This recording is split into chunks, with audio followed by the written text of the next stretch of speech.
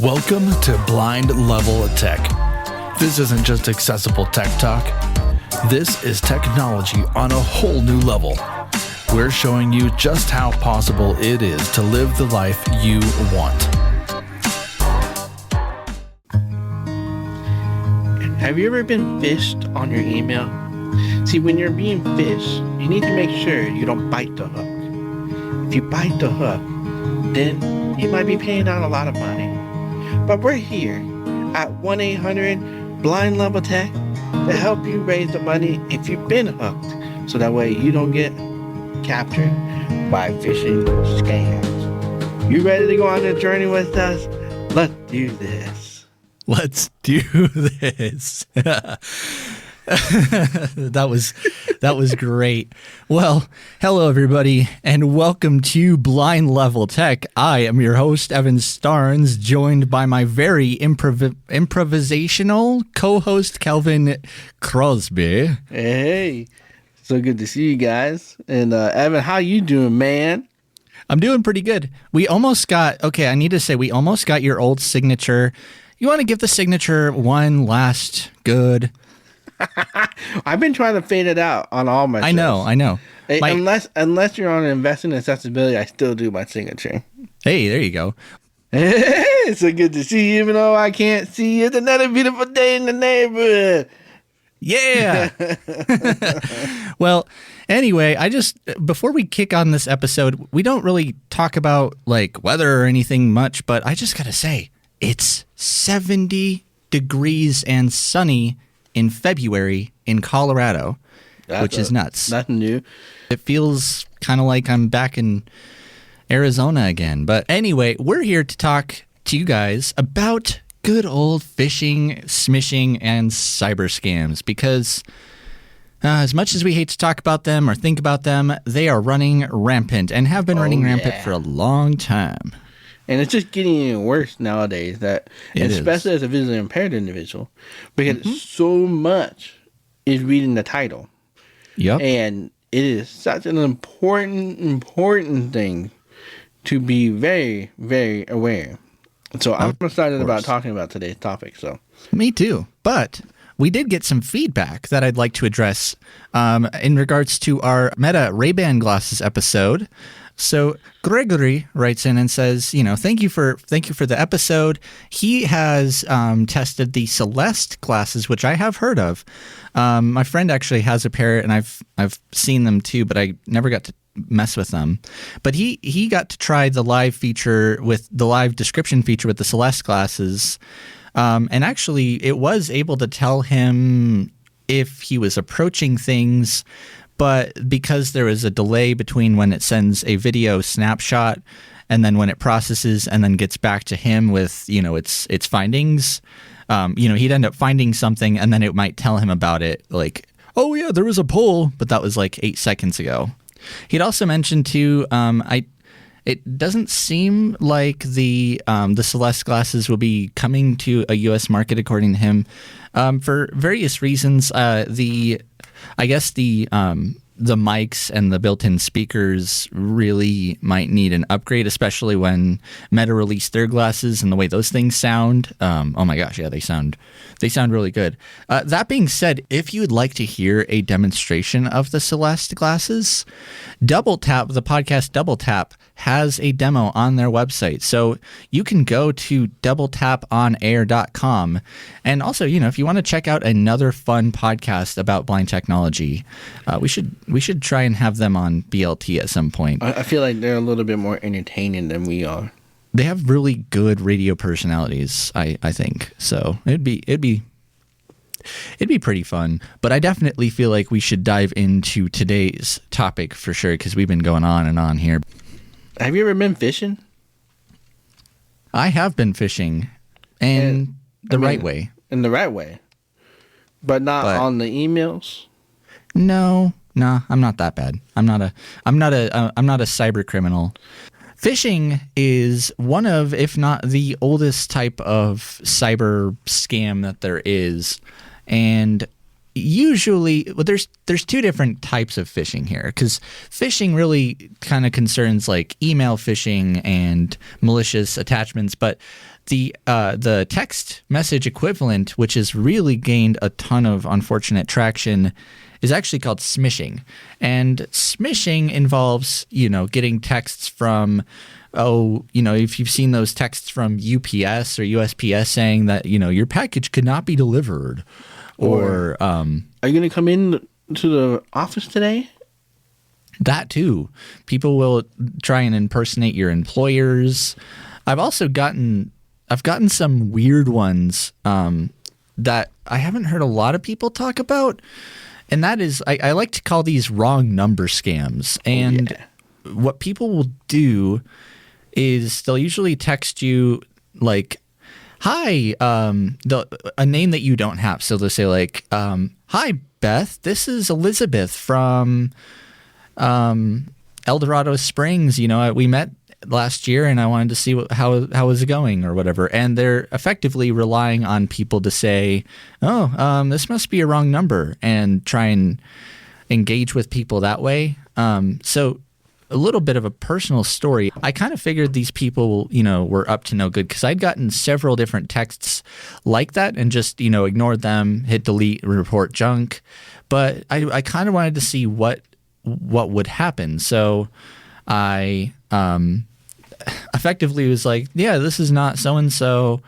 And they did exactly what I expected. They're like, oh, that's fine. How is it going? And they're trying to be friendly and conversational with me, which would have eventually led to me giving them access to money or my banking details or social security numbers. Would have been bad. But I actually ended up exposing them over text, and I made them admit they're a scammer. I'm not saying anybody should do that, but it to just prove that these people are crafty. I mean, what's interesting about this is that when in doubt, always assume scam. Yep. And then do your backtrack. So anytime you get a phone call, whether it's from the doctor, whether it's from, always assume it's a scam. So, for example, one of my PR people that I work with that gets me a lot of my PR stuff, when she called me out of the blue, and I've never met her originally, and then she was trying to book me for all these different shows like the Good Morning America and all that stuff. Oh wow. And I was like, okay, that's great, but who are you and what do you want from me? It took me about 2 months to really trust my PR person that I use. But because she called out of the blue and then dropped a name that I didn't know, and it wouldn't be hard to put those two together if you did a little bit of homework of me being connected to this other person, and to try to drag me along. I mean, I get tons of emails daily. I get DMs. I get all sorts of stuff. Like, this is huge. When in doubt, think as a scam. And don't trust your emails, and don't trust your texts or phone calls. For example, Shopify is the website I use to sell all my pottery. And the Asume cane as well, because they make accessible websites. It's easy to get your email from Shopify and then spoof that this is, they want you to do 2-step authentication, or they want you to verify your email, all these different things. And it says Shopify. Well, you need to go look at the email. Mm-hmm. And when in doubt, don't even open the email. Just go directly to the website. Because they always do notifications on these websites. When they send you an email saying you need to do something, just go to the website. Don't open up an email. Exactly. So, And the thing with these people is that institutions and organizations such as your bank or credit card bureau, what have you, they're not going to call you, especially nowadays. They will not call you if something's up. When in doubt, just call your bank, because really, like, these folks are they really do also take advantage of urgency, because and they will make you think that something is really, really wrong and that you need to respond now. And they'll prey on that fear in order to get details that you normally wouldn't, give. Yeah. Well, I think another one that we need to talk about is Social Security. Oh yeah, that's a Because big one. this is there's some new things coming out on the when in doubt, like I've been saying, always think it's scam. So Social Security, you really need to think about where are they going to send you messages. So set up that you get email notifications that there's a message in your Social Security. Do not ever open a Social Security email. Go directly to ssa.gov, log in with your username and password, and the messages will be there.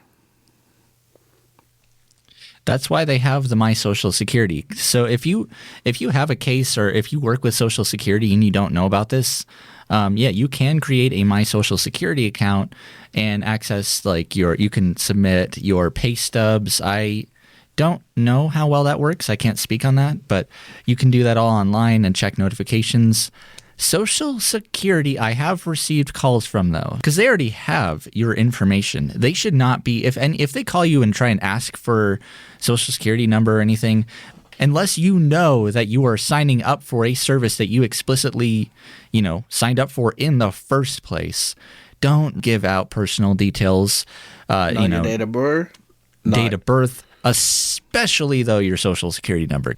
Also, there's one last thing I really want to talk about, and this is my least favorite scam to discuss, and that has to do with voice spoofing / voice phishing. And the most common ones are kind of what we've talked about, and I'm sure we've all gotten those. We've been trying to reach you about your car's extended warranty, and all those absolute total nonsense. Wait, you got an extended warranty on your car, Evan? Yeah, the car I don't have, the 2012 Chevrolet Malibu or whatever that I don't own. Yeah, totally legit. We totally know you're blind. Yeah, exactly. Those are pretty common. I think though nowadays too, depending on your cell carrier, they've gotten pretty good at recognizing those. For instance, I never take any calls nowadays that say scam likely, and that might be a T-Mobile thing. I think Verizon and AT&T probably handle those a little differently. I don't ever answer those.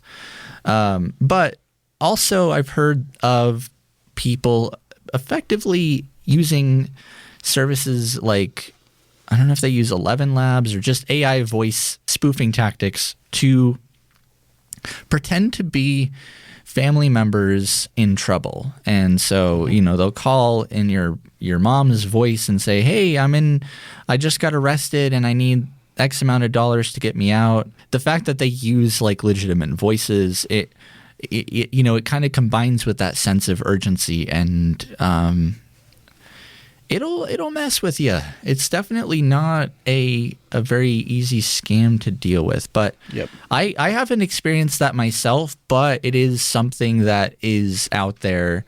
And if somebody does call you and they say, they sound urgent or they sound like they're in trouble, I just hate to say this, but it's kind of going to be one of those, you'll have to, especially if you're suspicious, hang up and call them back by their real number. And, hey, if they answer and everything's totally fine, it was a scam and you dodged a bullet. Like I've been saying, I'm just going to keep harping on this. When in doubt, always think it's a scam. And I think that's going to be the title of this episode, because it really is a theme. When in doubt, assume it's a scam. Because it's hard to tell nowadays. Social media is also another platform that scammers are very actively using. What have you seen social media scam wise yourself, Calvin, on your accounts? So you can find other Deathline Potter socials, and I can't do anything about it. I have had friends that I've already been following. It's very common to see accounts get cloned and / or hacked. In fact, if somebody you follow one day, they're just posting about their day, and then all of a sudden they're posting about, I don't know, a weight loss program, or some crypto scams are pretty common nowadays. Definitely, especially if it's like something like Facebook, report them and get because it will at least send their info to Meta themselves, and they can handle it the way they need to, whether that be taking the account down or giving the original owner access to it and removing all of the fraudulent content. And kind of what you touched on was I've also seen is some weird URL spoofing, and that would be like if somebody from if you got an email from Amazon.com, but instead they made it Amazon.net or something. .net or and so that's fake. Yeah, so that is where you really got to be aware when you get involved with like any business or whatever. What is their ending? Because it is extremely easy to go create more domain names. I mean, extremely easy. It's one of those things where knowing what the domain name is for that business, and really you're going to find this really a lot with businesses.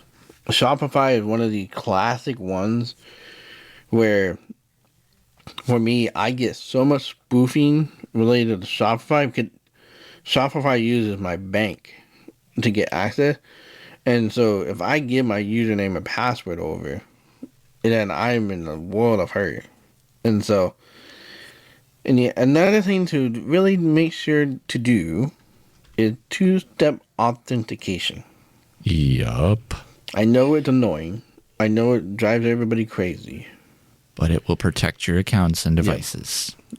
The most blind-friendly way to do this is to get a two-step authentication key that you plug into your computer or your device or a app.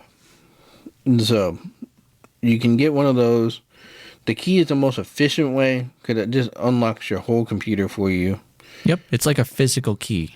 Looks like a thumb drive sometimes. Some of them look like thumb drives or keys. They have UB keys I've seen. Those are pretty nice, and they're honestly the most secure. That being said, though, you lose the key, you're in trouble, unfortunately. But then apps like the like Google Authenticator, we use Microsoft Authenticator, and they all pretty much do the same thing nowadays. I'm getting hungry. I'm getting hungry too, especially all this talk about scams and spam and the wrong kind of spam. Yeah, I mean, fish really sounds makes really me. It does sound really good, but I think what sounds better than spam has to be the sandwich of the week. My sandwich this week. I'm actually in the process of composing a list of sandwiches because that way I'm not like, oh, I don't have a sandwich. So my sandwich this week is a modified version of an air fryer grilled cheese that I talked about with butter and stuff. But instead of butter, replace that with ham and still throw it in the air fryer. So hold on. You're saying instead of butter on the outside, you're just putting ham on the outside?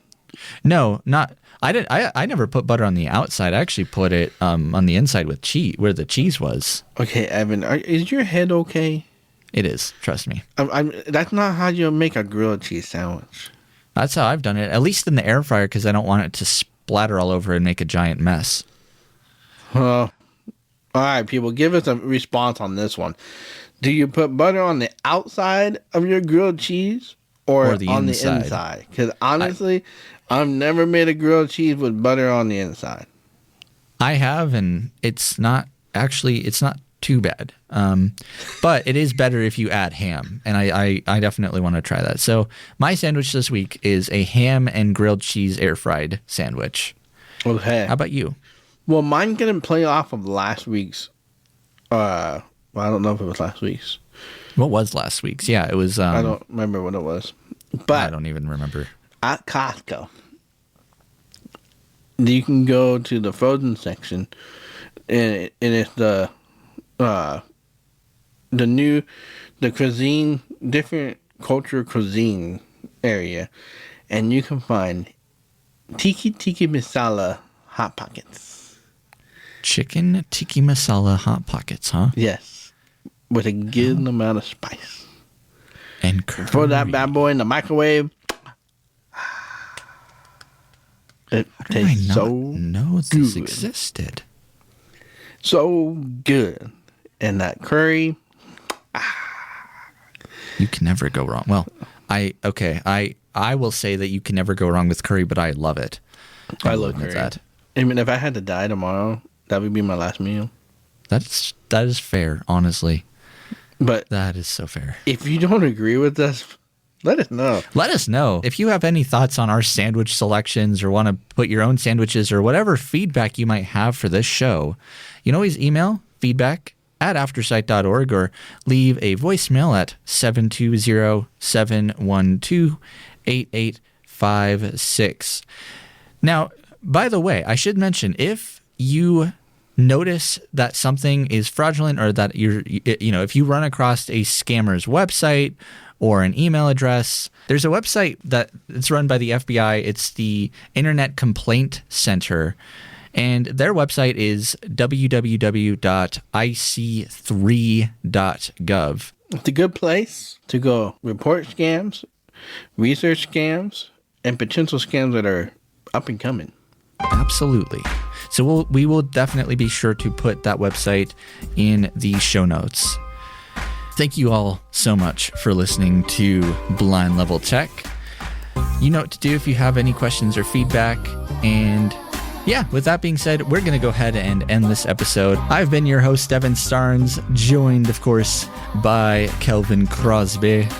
Plug in your device and go live beyond your job.